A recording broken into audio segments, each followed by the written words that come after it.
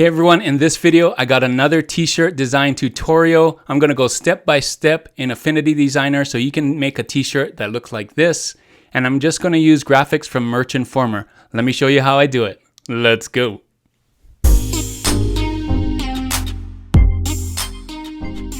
Thanks for joining me on this video. My name is Juno with Detour Shirts. I've been designing and selling t-shirts online since 2005, and I want to share with you how I do these things. If that's something you like to do, don't forget to hit that subscribe button. So in today's video, I'm going to teach you another t-shirt design technique, another t-shirt design layout that you can use when you're designing t-shirts. You can create t-shirts that look like these. And these designs actually sell on Amazon and other print-on-demand places. So once you learn this technique, this layout, you can swap out the words, swap out the graphics, and make it for any topic, any genre, any niche that you want. I'm going to show you the basics on how to do it in Affinity Designer. So if you don't have Affinity Designer, you can get Affinity Designer with the link that I have in the description. And if you're not sure how to start using Affinity Designer, I have a video for it right here. You can try that out. It's just a basic video going over the basic tools, but I'm going to go step by step on telling you what tools to use in Affinity Designer. So whether you're new to Affinity Designer or have used it for a long time, I think this video will be really helpful. So you're going to need Affinity Designer and a place to get graphics. I'm using Merch Informer. You can use whatever you want, but I also have a link for Merch Informer in my description there too, so you can look at that resource. So lots going on in this video. Pretty simple tutorial. I'm going to try and do it step by step, very slow for you. Let me know in the comments if it's not slow enough and if I'm missing anything, but you're going to want to stay till the end to see the final product as well as another edition of trend credits. So let's get into Affinity Designer now. So here I am in Affinity Designer. The first step for doing this layout is you want to get the right combination of words. So let me show you what I mean. First, the first word, the top word that you're going to have with the letters dragged down is a word that's 5 to 7 letters long. So use that as a guide. It doesn't have to be that, but if you have a word that's too short, it's going to look too big. And if you have a word that's too long, the letters are going to be too small. So somewhere between 5 and 7 letters for the top word. The bottom words can be whatever you want. You saw some of those examples. The next thing I'm going to tell you is the letters that you choose are very important too. So you want to use as many of these letters as you can. Letters with a flat base do the best. So these letters here, B, D, E, G, I, J, L, O, S, U, and Z. If you can use as many of those letters in a word, in this 5 to 7 letter word, it will help out a lot.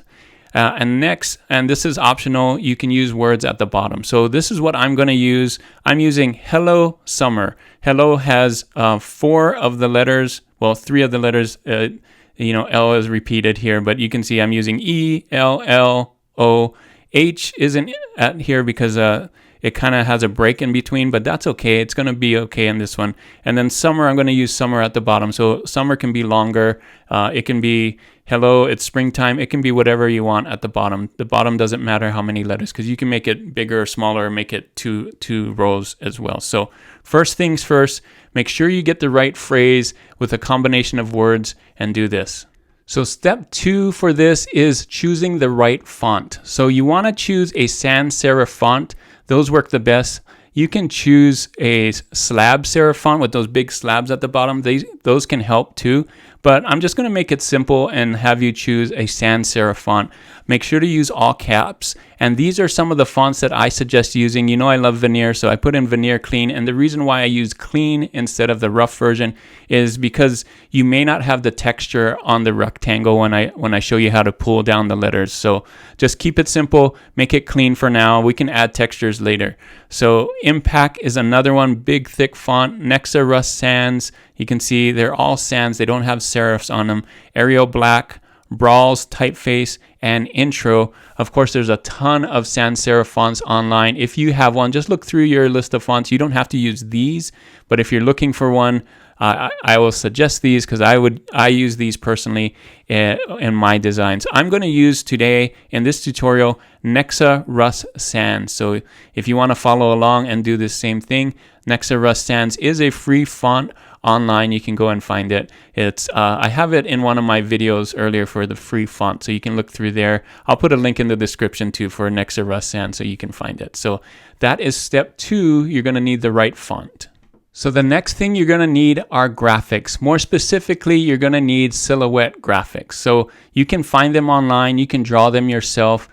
Just find some silhouette graphics or draw some silhouette graphics. I'm using this palm tree in this example, and this palm tree is from Merch Informer. It's one of the many graphics. I think they're up to 19,000 graphics now or something ridiculous like that, or 1900.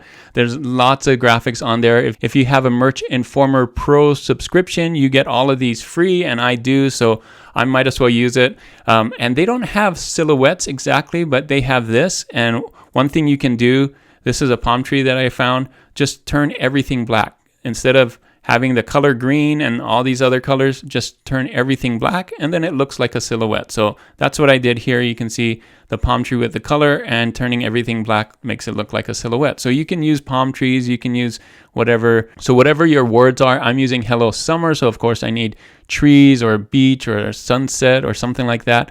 Whatever your words are, make sure your graphics match to the phrase that you're putting on your t-shirt, right? They have to have a connection there. So graphics, number 3, get some silhouettes, or if you already have graphics, make them silhouettes by coloring everything black.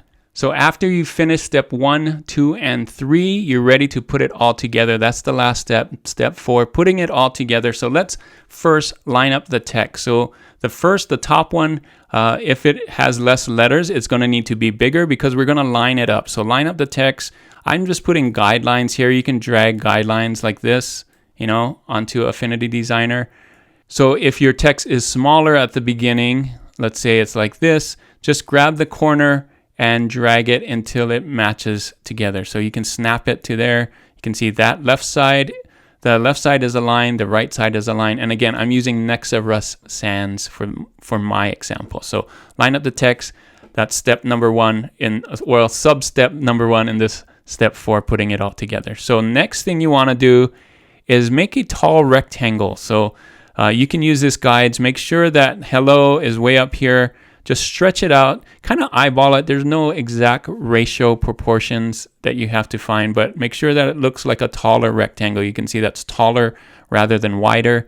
So that's all there is. Just pull it up and put hello and summer down here. Next thing is you're going to want to move the letters closer together. There's a couple of ways you can do that. One way is to use kerning, and that is by holding down Option and pressing the left and right arrows. You can see that's right arrow, this is left arrow, and if I just move the cursor and do it again, left, right, you can see how that works. You could also convert this to curves, and let me show you how you do that. So you can see this is text right now, Nexa Rust Sans, but if I hit convert to curves and then hit ungroup, now each one of these letters is separate. So I'm holding down shift so it's on the same level, and then I can move it back and forth. So if I need to move this one, I can move it, and so on, right? Just make sure it's on the same line.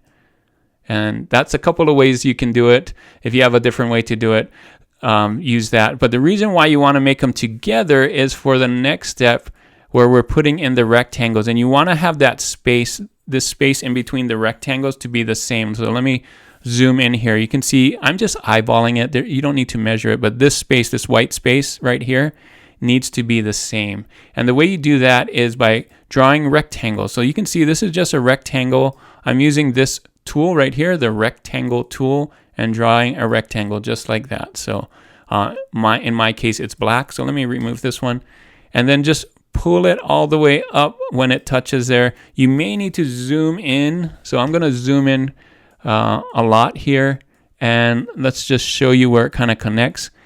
So there's the letter, here is the rectangle. You just want to match it to where it connects there. So there's like, see, right? So if you did this, you don't want that to happen. You want to get this point as close to the point of the connection here, and you may need to zoom in even more, just get it right there.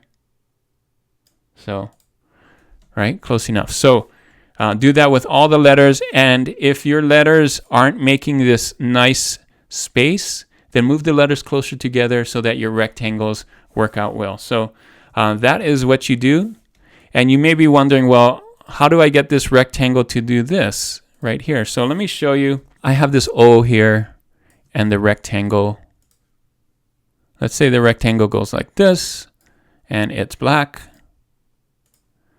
So you want the O, that it's covering that part of the O. So one thing you can do is convert this to curves and then hit your, what is this called? The I call it the white arrow. I think it has a name, node tool. I forgot about it. So click the node tool here, here, here, and there. And you can just pull these down now. They're points. And there you go. Simple as that. And then you're going to want to make the bottom of the rectangle lined up. So just make sure that all of these parts of the rectangle are lined up. You can do guides again, right? Just drag down your guides and make sure, you know, when you're dragging down your rectangle, for example, it hits that guide, boom. And then it's all straight here. And then summer can be left alone. So you can see right now we're already starting to get the shape of this, right? So the next thing you're going to want to do is color it. So how do you find colors? Well, I just went online to vintage colors, vintage summer colors, and I found this color palette right here. Really easy. If you don't know what colors to pick, go on Google and search vintage colors palette. You know, vintage summer color palette, whatever you want. I'm doing summer. So I found this right here. And all you do is, let's say these were black. And the reason why I did a black background, first of all, is I put this black background here because I'm going to want to put my t-shirts on black t-shirts, right? So this is just a rectangle right here in the back. But let me show you how you color this. So let's say this was black like we had it before. Just select both of them. Use the eyedrop tool right here. Hold down your mouse button. Select this color. Boom, you can see the eyedrop tool is now that color. And you just click it right there. That's all you do. So you can do the same with this one. Eyedrop, let go, and you can see now it's this color, right? So very easy to do. Just color it the way you want. Depending on your word, you may need more colors. So right here I have, this palette has 6 colors, so that would work perfectly. If you can't find a palette that has 7 colors, if you have the max of 7 letters in yours, just, you know, kind of do a color in between one of these. You know, pick this color and then shade it down just a little bit, or pick this color, shade it up a little bit. Not too hard. So right here in summer, I have 6 letters. Instead of doing all these 6, I kind of use the end color. So you can see this one matches that, this matches that. And in the middle, because it had 2 more letters, I just use that same color that's in the middle here for hello, that L. All right. So there you go. Color, very easy to do in Affinity Designer. So the next step after that is we're going to add some silhouettes. So this is just that palm tree that I had that's black here. And this is the same palm tree. All I did was change it a little bit. You don't want it to be, let me show you what I did. I'm going to move this here. So you may have the instinct of just going like this and flipping it, but that just looks too balanced, right? You kind of want to throw it off just a little bit. So what I would do is I would stretch it up like this and then just turn it just a little bit like that, right? And then move it. So you can see it's not so symmetrical. It cups into the O here, and then it looks like 2 different trees, even though it's not. So that's what I'm doing here. Just trying to have it a little off balance to create some interest, right? You don't want it super symmetrical every time. So there you go. And let me move this one out of the way. And the next thing you want to do is knock out the silhouettes. You can see right here, it's totally black. But what we want to do is knock out the silhouettes so that it is, so that you can put it on any color t-shirt. So if I make this t-shirt color black or red or blue or whatever, green, it still works, right? Because that's knocked out. So the way you're going to do that is select this hello. You're going to see in my group here, I selected all of this part, the hello with the rectangles. That's one group. And then I selected the palm trees and the hammock here, and that's another group. I'm calling that silhouettes. So once I have the silhouettes in one group and the hello in another group. I'm putting both of them in a third group, so you can see this group has both of those together. The silhouettes is above the hello, and then use the layer effects erase to erase the silhouettes from hello. Now you may be thinking, well, how did you make that hammock? Is that something else you didn't show that before? I'm just drawing it. I'll show you how easy it is to draw in Affinity Designer. So let's move this. Let me show you. I'll make another one right on top of it. So use the pen tool. I'm clicking here, here, here, here, and here. Just make a nice happy face like that, right? Let me back out and just move it. I'll make it black and move it over to the side. So that's it. That's part of the hammock. And what am I using for this? Well, those are just rectangles. So just use a rectangle, make it really skinny, go like this. There's your hammock. Simple hammock. Anybody can do it. I did it in what, 5 seconds? There you go.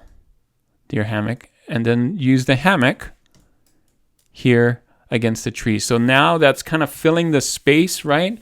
Give it more interest. You got the color, and that's it. That's how you do it in Affinity Designer, step by step. Hopefully I didn't move too fast for you guys. Go back and watch it again if you missed a step, but that's how easy it is to make this t-shirt. Now you can go and make your own version of this, change out the words, use it for different niches, different topics.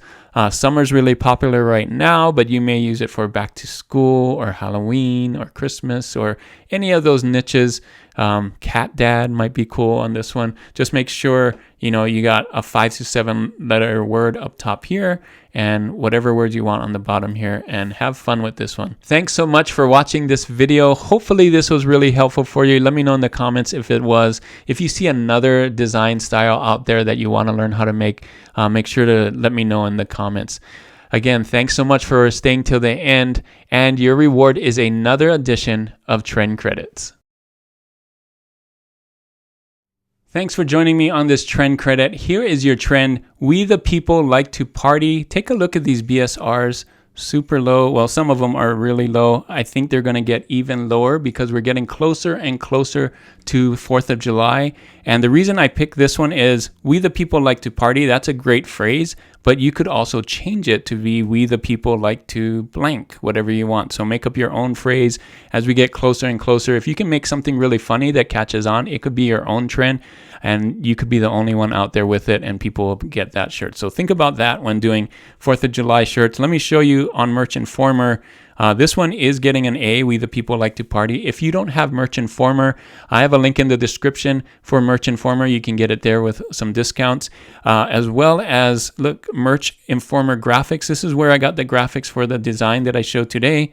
They have lots of designs, and you can see there's a palm tree right there. So they just added another one, May 2021. So they constantly add more and more graphics. So you can make any of these silhouettes. That one's pretty much a silhouette right there. So take a look at that. Anyway, Merch Informer, you know about it. I talk about it almost every video. So back to the trend though. Here, we the people like to party. Think of your own way to do this. Again, this is the competition. So don't do anything exactly like this. Make sure that yours is better than this. And hopefully maybe yours says something different than this, and that would make you stand out even more. So this is just another 4th of July t-shirt. It's going to be a big holiday for t-shirts. People love wearing 4th of July t-shirts to their 4th of July parties, something funny or creative that they can show off. And that also looks nice though. They needs to match their what they're wearing, right? So think about that when you're designing t-shirts. And this is your trend for this video. We the people like to party. So that is it for this video. Hopefully it was really helpful for you. Let me know in the comments if you like these kind of t-shirt design tutorials. I'm trying to make more and more of these. So I like making these videos to help you in your print-on-demand journey, teaching you how to design different kinds of t-shirts, different kinds of layouts, so that you're not stuck. You can go, do it this way. You can do it this way. I'm going to have so many more designs for you.